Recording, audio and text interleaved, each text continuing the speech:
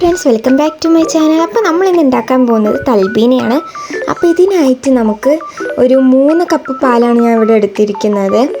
അത് ഇതുപോലെ ഒന്ന് തിളപ്പിക്കാൻ വെച്ചിട്ടുണ്ട് കേട്ടോ. ഇനി നമുക്ക് വേണ്ടത് ബാർലി അരിയാണ്. ഇത് നമുക്ക് കുറച്ച് പൊടിച്ചെടുക്കണം, നന്നായി പൊടിച്ചെടുക്കുക കേട്ടോ. ഇതുപോലെ ഫൈനായി ഒന്ന് പൊടിച്ചെടുക്കാം. ഇനി ഇത് നമുക്ക് ഈ ഒരു പാലിലോട്ട് ഇട്ട് കൊടുക്കാം. ഇത് നമുക്ക് കട്ടയൊന്നുമില്ലാതെ ഇളക്കി കൊടുക്കണം, നന്നായി ഇളക്കി കൊടുക്കുക. ഇത് പിന്നെ സിമ്മിലിട്ട് വേവിച്ചിട്ട് ഇളക്കി കൊടുക്കാനുള്ളതാണ്.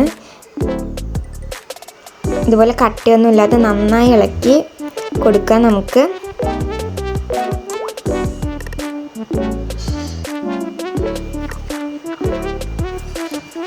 ഇനി നമുക്ക് വേണ്ടത് ഇതുപോലെ കുറച്ച് നട്ട്സാണ്. നിങ്ങളുടെ കയ്യിലുള്ള ഏത് നട്ട്സ് വേണമെങ്കിലും എടുക്കാവുന്നതാണ്. ഞാൻ എൻ്റെ കയ്യിലുള്ള ഇതുപോലെ കുറച്ച് നട്ട്സൊക്കെ എടുത്തിട്ടുണ്ട്.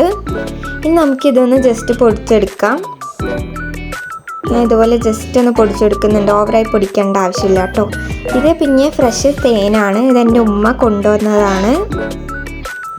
ഇനി നമുക്കിതൊരു ഗ്ലാസ്സിലോട്ട് മാറ്റാം. ഞാൻ ഇതുപോലെ 3 ഗ്ലാസ്സിലോട്ട് ഇത് മാറ്റുന്നുണ്ട്.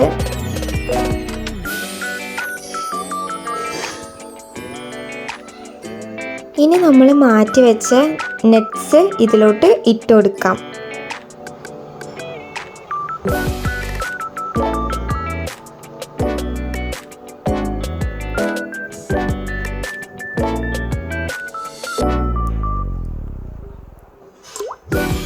ഇനി നമുക്കിതിൻ്റെ മേലെ ഈന്തപ്പഴം ഇട്ട് കൊടുക്കാം. ഇതൊക്കെ ഓപ്ഷണലാണ്, നിങ്ങൾക്ക് വേണമെങ്കിൽ ഇട്ടാൽ മതി.